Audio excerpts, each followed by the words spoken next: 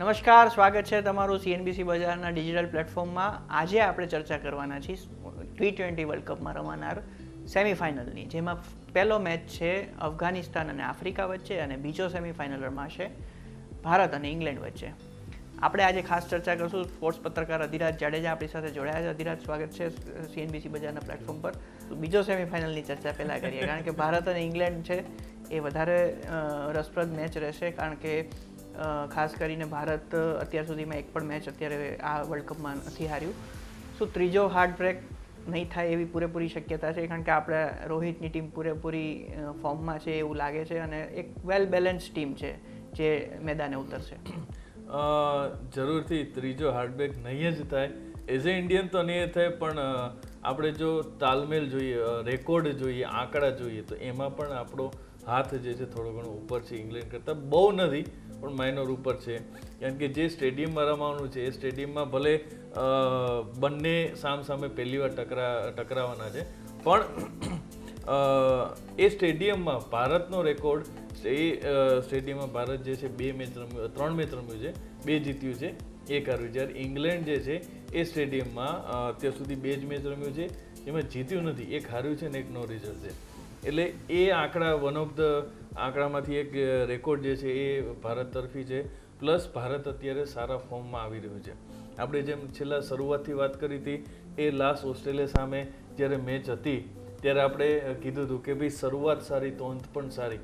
તો એ શરૂઆત જે નહોતી થઈ રહી ભારતની, ક્યાંક ક્લિક નહોતી થઈ, એ ઓસ્ટ્રેલિયા સામે ક્લિક થઈ ગઈ. અને રોહિત શર્માએ જે અત્યાર સુધી જે લોકો કહી રહ્યા હતા કે ક્યારે ફોર્મમાં આવશે, ક્યારે આવશે, એને બતાવી દીધું. મેં કીધું કે જ્યારે સ્ટાર પ્લેયર હોય કે મોટા પ્લેયર હોય ને, એને ફોર્મમાં આવવા માટે કંઈ 10-12 મેચ, 5 મેચની જરૂર નથી. એક જ મેચ કાફી છે અને એને બતાવી દીધું. ઓકે, તો એક વસ્તુ આ બહુ પ્રીમેચ્યોર નહીં લાગે, પરંતુ મારે એ જાણવું હતું, હજી સેમિફાઇનલ ને ફાઇનલ બંને બાકી છે, બંને એક નોકઆઉટ સ્ટેજવાળી વાત જ છે. પરંતુ એક વસ્તુ જોવા જાય તો, કારણ કે ઇન્ડિયાની ટીમમાંથી એક સ્ટાર પરફોર્મર જો વાત કરવાની આવે તો એ કોણ છે તમારા માટે? ઓલવેઝ મારા નહીં, બધા માટે ટીમ ઇન્ડિયામાં સ્ટાર અત્યારે જસપ્રીત બુમરાહ છે, જે ગેમ ચેન્જિંગ કરે છે. નો ડાઉટ તમે એમ કહેશો કે જો સ્ટાર પરફોર્મન્સ તો રેકોર્ડમાં કેમ ના, જો વસ્તુ તમે મેચ જીતાડવાનું પરફોર્મ કરો છો એ મેઇન છે. તમે રેકોર્ડમાં છો કે નથી એ ડઝન્ટ મેટર, પણ તમે મેચને જીતાડો છો, મેચનો રૂખ બદલી નાખો છો, મેચ હારવા ઉપરથી સીધા જીતવા ઉપર લઈ આવો છો, એ જે પરફોર્મન્સ છે એ તમારું કામ બોલે છે, એ તમારી વસ્તુ બોલે છે. રેકોર્ડમાં હોવું નવું એ સેકન્ડરી મેટર થઈ જાય છે. અને હમણાં રોહિત શર્માએ આ વખતે કીધું હતું કે ભાઈ જ્યારે 92 રન આઉટ થઈ ગયા ત્યારે કોમેન્ટરે પૂછ્યું કે ભાઈ તમે શું એવું ફીલ થાય છે કે સદી ચૂકી ગયા? ત્યારે રોહિત શર્માએ જવાબ કે ભાઈ હું સદી માટે નથી રમતો, હું ટીમની જીત માટે રમું છું. અને એને પહેલાં પણ એવું સ્ટેટમેન્ટ આપ્યું હતું. એટલે હંમેશા પરફોર્મન્સ જે છે એ રેકોર્ડ માટે નથી જોવાતું, પણ એ તમે ટીમની જીતમાં કેટલું યોગદાન છે તમારું, એ મેઇન જોવાય છે. અને આ ટુર્નામેન્ટમાં જસપ્રીત બુમરાહનું જે પ્રદર્શન છે એ સૌથી ટોપ ઉપર છે. કારણ કે એ જે છે, કારણ કે તમે જોયું લો સ્કોરિંગ મેચમાં જીતવા માટે મહત્વનો ફાળો કોનો હતો? તો બુમરાહનો. ઓસ્ટ્રેલિયા સામે જ્યારે જોયું તો ત્યારે પણ એનું મહત્વપૂર્ણ યોગદાન હતું. અને આપણે જ્યારે પ્રોગ્રામ કરતા એ પહેલાં જ આપણે ચર્ચાથી તમે કીધેલું કે બુમરાહે આઈ થિંક 9 જ 4 ખાધી છે હજી સુધી. સામે વિકેટ વધારે, 11 વિકેટ છે. અને કહેવાય કે આ જ વસ્તુ છે કે એ પરફોર્મન્સ જે છે એ તમારું બોલે છે, રેકોર્ડ નથી ત્યારે બોલતા. ઓકે, તો એ વાત થઈ, પરંતુ એક સાથે સાથે એક વાત એ જોવાની હવે, કારણ કે તમે વાત કરી બુમરાહની, પણ રોહિત શર્માએ જે મતલબ ઓસ્ટ્રેલિયા સામે જે પારી રમી આપણે એ 92 રનની, એ વધારે ઇમ્પોર્ટન્ટ હતી, કારણ કે ઓપનિંગ પેર હતી, એ વધારે સારી રીતે એક આપણને એજ આપી દીધી હાઈ સ્કોર કરવા માટેનું. પરંતુ કોહલીની પણ વાત કરીએ સાથે સાથે, એનો પણ પ્રદર્શન લાસ્ટ મેચમાં જરાય સારું નહોતું. એટલે એ રીતે પણ જોવાનું તો ઓપનિંગ પેરના હિસાબે આપણે કેટલું હજુ આ મેચ માટે ઇમ્પોર્ટન્ટ રહેશે ઇન્ડિયા ઇંગ્લેન્ડ સામે? ઇમ્પોર્ટન્ટ ઘણું જ છે. ઇંગ્લેન્ડ સામે જ્યારે વાત આવે T20, ત્યારે રેકોર્ડ જે છે કોહલીનો સારો છે અત્યાર સુધી જોવા જઈએ તો. પણ કહેવાય ને કે જ્યારે એક સમયની વાત હતી, જ્યારે સચિન, ગાંગુલી ને બધા હતા, ત્યારે સચિન 0 પર જ્યારે આઉટ થઈ જતો ત્યારે કોઈ એમ કહેતા કે કેમ ખરાબ રમે છે. એ સ્ટાર છે, તમે 0 પર આઉટ થઈ જાઓ છો, પણ હમણાં જ કીધું એમ કે એ લોકોને મોટી ઇનિંગ રમતા વાર નહીં લાગે. મેચ કેવી છે, જ્યારે સામે દમદાર ટીમ છે, હજી સુધી ભારત પાસે ભલે અત્યાર સુધી જે મેચ રમી છે જેટલી ટુર્નામેન્ટમાં, પણ મજબૂત જે ટક્કર આપી છે છેલ્લી એક જે હમણાં ઓસ્ટ્રેલિયા સામે મેચ થતી હતી, હવે આ બીજી ટક્કર કે છે મોટી કહેવાશે કે ભાઈ ઇંગ્લેન્ડ સામે છે. તો પરફોર્મન્સ જે છે એ આપોઆપ આવી જશે જ્યારે તમારી સામે મજબૂત ટીમ હોય છે. અને હું માનું ત્યાં સુધી કોહલી જે છે એ આઉટ ઓફ ફોર્મ નથી, એ બસ એને એક કહેવાય ઇનિંગની જરૂર છે. ઇનિંગ આવી જશે એટલે કારણ કે હજી એક T20 લીગમાંથી ટોપ સ્કોરર તરીકે જ એને હમણાં રન કર્યા હતા, એટલે ટોપ સ્કોરર રહી ચૂક્યો હતો. એટલે એને હવે ખાલી એક ઇનિંગની જ જરૂર છે અને મને લાગે છે કે ઇંગ્લેન્ડની મેચ સામે એ લીડિંગ સ્કોરર હશે. ઓકે, તો હવે આ ત્રણની તો ખેલાડીની વાત થઈ, પરંતુ ટીમ ઓવરઓલની વાત કરીએ કે બેલેન્સ કેવી રીતનું છે.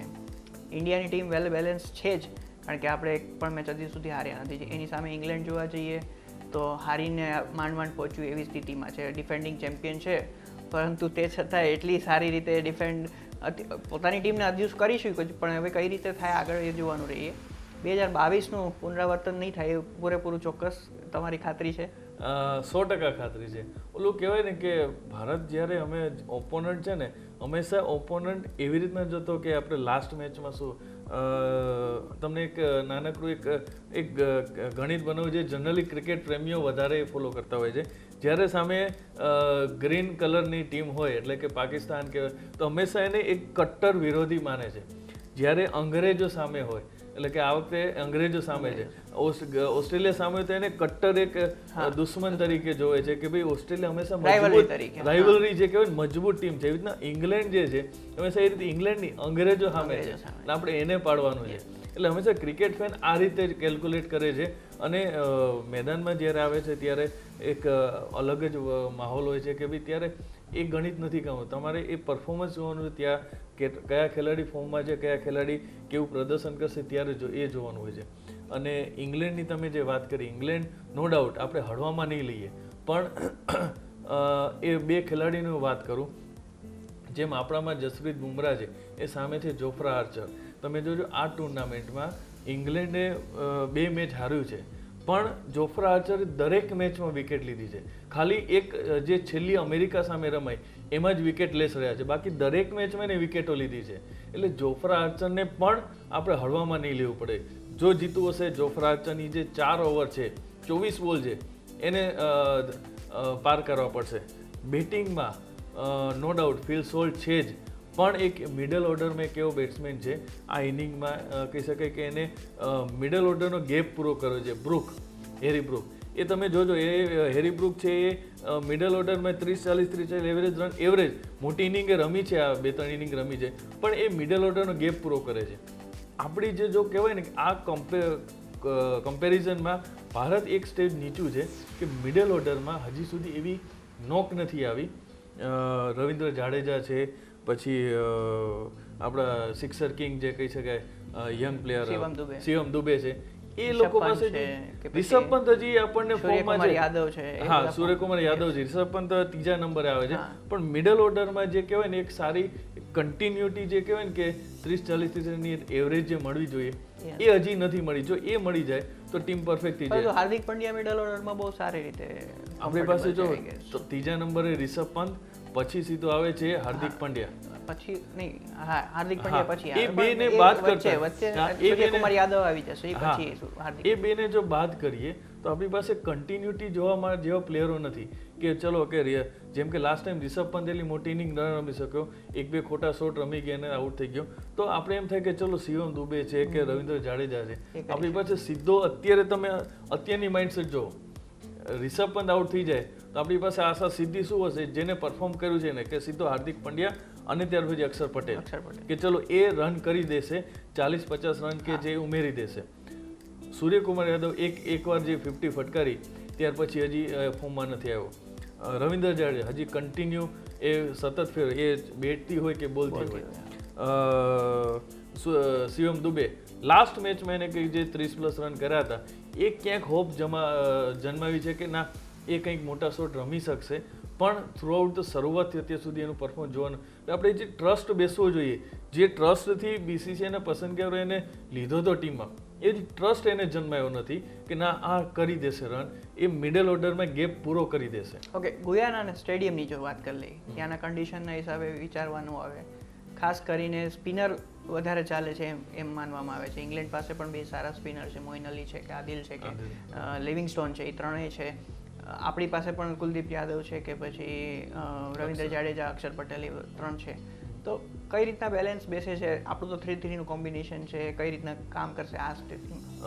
લિવિંગસ્ટોન જે છે ઇંગ્લેન્ડમાંથી હંમેશા એના કહેવાય ને કાયમી સ્પિન બોલર છે આદિલ રશીદ અને આપણે જે મોઇન અલી છે.